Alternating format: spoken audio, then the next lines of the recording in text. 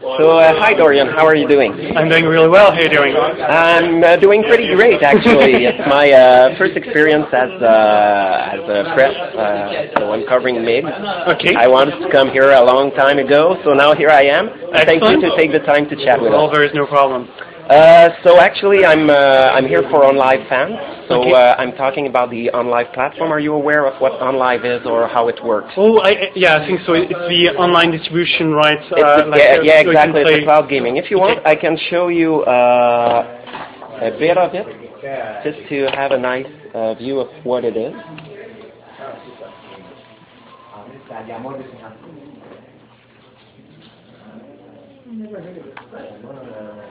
I remember seeing a couple of videos. I think it was maybe a year ago. Was that video where you could select different games and it will stream directly the content, chime in? Exactly. Yeah, they've been launching about I think it's 2 years ago in the United States. They just launched in the UK, and now there's rumor they're planning to launch in Belgium in about actually in a few months. Interesting. So it's actually getting a good momentum right now. Everyone's talking about that. I never tried it, to be honest, but great. I'll let you try it for maybe a couple of minutes. I don't know if you have another interview. No, sure. I mean, go ahead and we can play while it launches. We can still discuss and go ahead. So that's always good. So yeah, the great thing about OnLive, so I'll talk to it. I'll pitch it right now, is that it's actually streaming the video, so pretty much any system can work it out. They're actually having a micro console that can be hooked up with HDMI on a TV, so you can play on like a game console. They've got the PC client that actually works on Mac as well, and they actually plan on releasing in the next few weeks the Android and iOS player where you can actually hook up your controller and play console games on a tablet. That is awesome. So let me ask you a crazy question again. I'm slightly familiar with it, but not maybe enough. It's streaming directly, right? It's not a download. It's not a download. And so here's a big question that I imagine most of your fans know about it already, but I'll be really curious to know is, from a purely performance point of view, how does that work? Is it working really well, or do you need to have a really robust connection? Actually, I was quite impressed with the service. I started with a 7 megabit connection, and it did work well. I actually upgraded my connection, but only for the bandwidth cap my provider is giving me, because it does take a lot of space.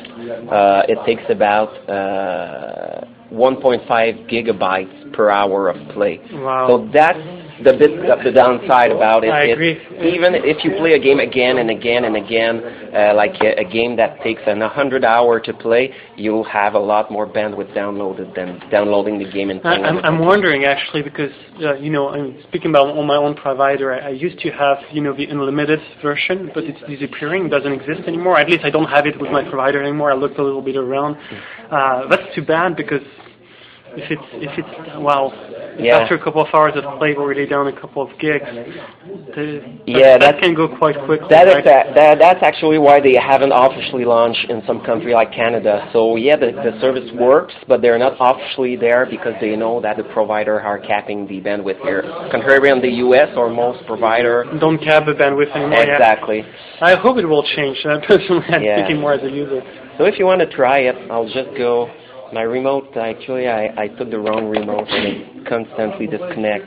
So we'll just go. I'll show you some of the features. So here is the main console.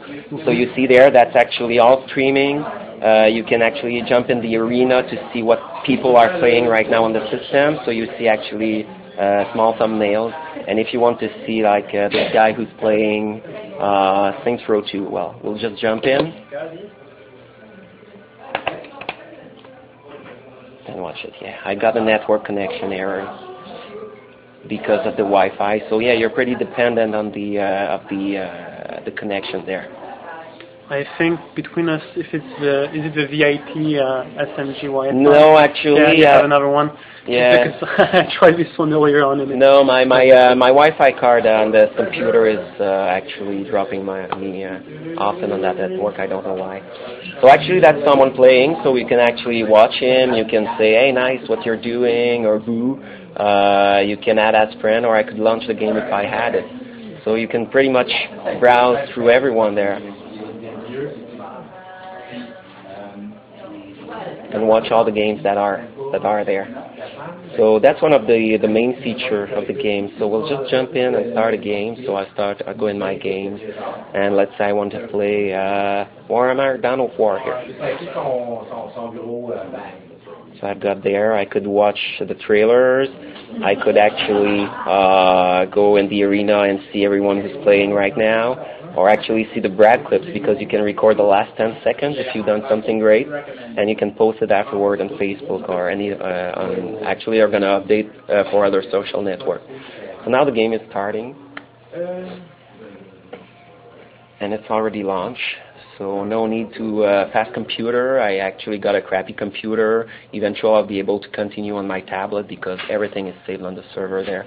So if you want to just go and check the responsiveness, you'll see it's a pretty good service. Does it work even well for a multiplayer intensive game where the ping rate is important, or? Actually, there's two sides about the multiplayer right now. So the multiplayer is mostly generated as local LAN play because everyone's playing on their server. So regarding the multiplayer lag, it's pretty much inexistent. The thing is, actually, if you build a game to use online feature on the internet, you'll have to reprogram the game to have the multiplayer on OnLive with their SDK, and that's pretty much the big minus they got right now. Space Marine launched, and people are waiting for the multiplayer patch because you can only play single player, since the multiplayer was handled by the different PSN, Xbox Live, and things like that. So as you can see, the image is quite good. You can expect that result on tablets eventually, and be able to play console games on tablets there. You know, it's playing fairly well. So the reason I wanted to talk to you today is I know Bioware is is part of EA now. It's under EA, and EA just announced their first game on the OnLive, which will be Bulletstorm. Okay. That comes early, and I know people are eager to play RPGs on OnLive. That's the big thing that's missing there. Today launched the Lord of the Ring War in the North game, and most people jumped on that. Bioware is renowned for role-playing games. I mean, I played them all. I'm still playing them. So what do you think the future of cloud gaming and role-playing game could be at Bioware? It's interesting. So let me be bluntly honest right now, is we don't have any specific plan to put Mass Effect 3 on OnLive. However, I mean, we're constantly looking at new things, so it's not like, you know, we're blind, we're saying, hey, that will never be the case. It's a good question. I think, you know, a little bit like you've been hearing from my question, there's still a lot of questions to be answered. And, you know, think about it a little, like a lot of people in Canada, in Bioware also as well. So, you know, we've been talking about it, about, you know, the caps that we have in Canada, for example, and the bandwidth, things like that. So, you know, probably that's been one of the holder where people haven't been thinking more, I would say, maybe on that area. Now, there probably had been discussion. I was just probably not part of it, so I don't know exactly. All I know is there is no official plan right now. Great. Regarding the Bioware projects right now, so I've been looking through the website, and there's actually Mass Effect 3 that is coming out in, I think it's... So, to date, easy to remember? Because it's the 6th symbol, which is the evil symbol, and then it's the inverse of that symbol. So you have the 6th of March is when it's releasing here in North America, and then you have the 9th of March when it's releasing in Europe also as well. PC, all the usual, like the PC. Yeah, all the platform there. I think it's only Mass Effect 1 that remained on the Xbox 360 only. Has it been ported on other consoles? No, it hasn't. It's it was Xbox and PC. Then Mass Effect 2 was Xbox, PC, and then eventually came down also to PS3. And now, ME3 is the first true multi-platform that is coming immediately on all the different platforms. That's great. Myself, I was actually a big fan on RPGs like Neverwinter Nights. Yeah. Are there any games like that in development right now where you could actually go and say it's not a hardcore RPG, but that mostly are for D&D fans with the RPG there? I remember doing my quest in Neverwinter Nights, playing the game master and things like that. What do you expect in future game and in user creation? Okay. So, is your question more about as a D&D fan or as a fan who would like to create own things? As an RPG fan who would like to create own things. So, first one, D&D. Sadly, we don't have a license anymore. I think it's Atari. Don't quote me on that, but I think it's Atari that has a license for D&D right now. Okay. So that's why also we created that new universe that is Dragon Age. It's because we didn't have access to the Dungeons and Dragons universe anymore. But I would say that everything that is in the mentality of what we started to create with Baldur's Gate, and also thinking back some of the things we did on Neverwinter Night, has been gone into the Dragon Age franchise, right? Dragon Age 1, there was Dragon Age 2, and there was more thinking still going also as well in the franchise.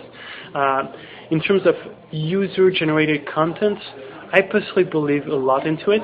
Now, I'm part of a Mass Effect team, sadly not the Dragon Age team, so I don't know what their plans are on it. But I remember that Dragon Age 1 did release with a tool set, right? I don't remember actually, exactly. Dragon Age, I played it on console. So okay, directly, so you don't remember. There are things that are quite difficult to do on console. It's obviously more easy to access on PC. So if you go back to the Neverwinter Nights era, it's easier to give a set of tools because you're working on PC, which allows you to give you those tools.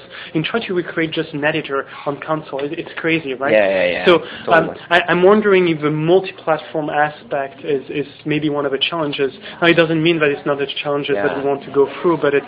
I'm sadly not in the Dragon Age team, so I don't know what are the details that we're working on. I didn't thought of checking the PC platform if it came with any developing tools there. So we'll go back to the Mass Effect. You're on the Mass Effect team. What can we expect from Mass Effect 3? What can we expect from Mass Effect 3? Well, there's a lot of element. I would say from. There's two levels. Let's say there is one which is the gameplay, one which is the story. Let me start with the story. Go ahead. The story is probably where at least I have everyone on the team feels that it's the biggest expansion. It's the end of a trilogy.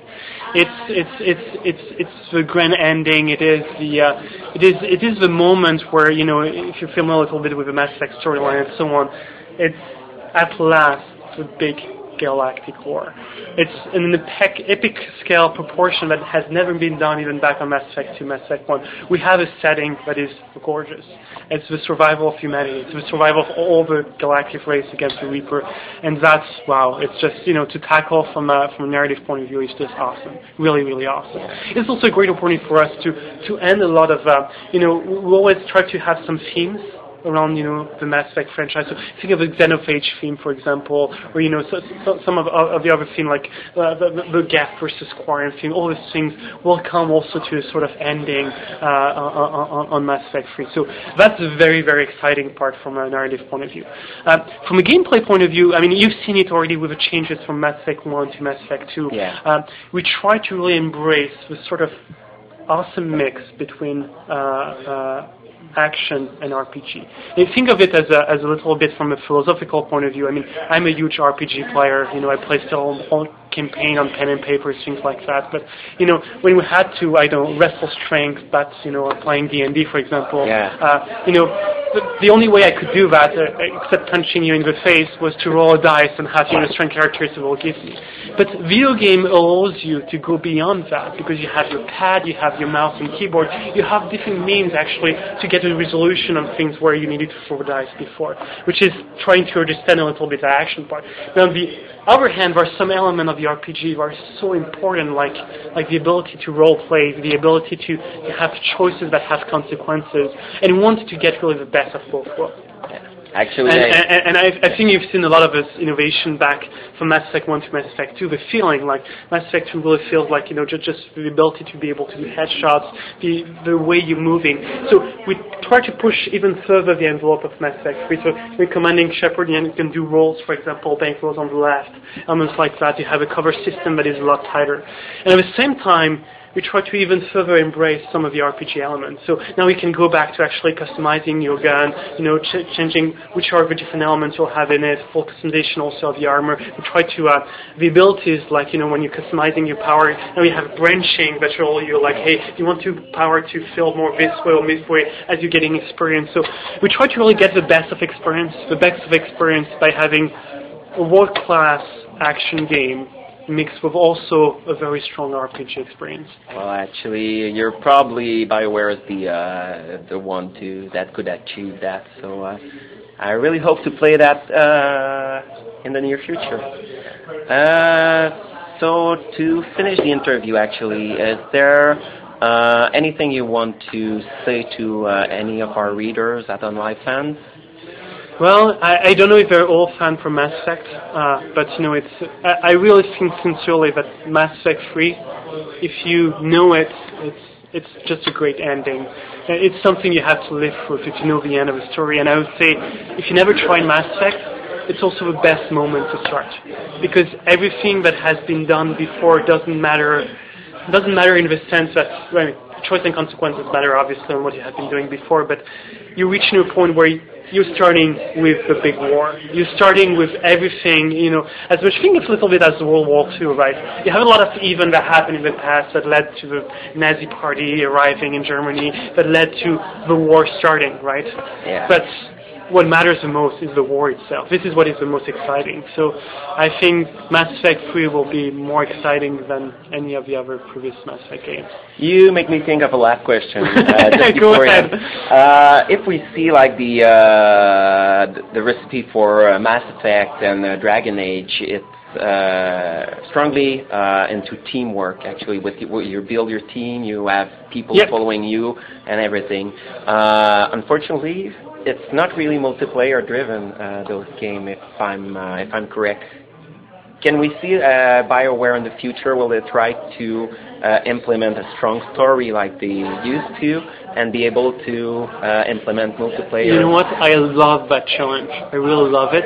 And we're starting to tackle it on Mass Effect 3 because Mass Effect 3 has multiplayer. Oh, great. And so we've been already starting to think about that. But yes, I would love to see a day where your companion can be replaced by other player and that you're living through a story together. I mean, for me, it's just the pinnacle, right, of the role-playing game experience with other people. It's just something really deeply interesting. So we're already doing some elements on that direction with Mass Effect 3. We have a multiplayer game that actually feeds into, let me tell a little bit about one feature we have, which is called Galaxy at War. I don't know if you're familiar with it or if you had anything on it. So Galaxy at War is, like I was saying, Mass Effect 3, the entire galaxy is at war. Like, humanity and the other races are trying to survive against the Reaper, now to the end of their existence. And here's the element is, we have, the way to see Galaxy at War is to see it like a map, a World War II map. When you think about World War II, you can see all the alliances where they've been occupying different territory, where the axis was, how they've been progressing. You can see like the progress of a war. It's the same thing on Mass Effect 3. So you have that huge galaxy where you can see zones that are possessed by the Reapers, zones that are possessed by the Alliance, and how it's changing. And so, of course, all your single-player experience fits totally into that. And to get some of the best ending possible, you need to have your entire alliance ready controlling zone, right? But we have also a multiplayer feature that feeds into that same galaxy out. So by playing multiplayer with your friends, what you're able is actually able to control some zone of that same galaxy map, actually. And so you can see war happening at all levels, will be single player or multiplayer. That sounds great. Well, thank you for the interview.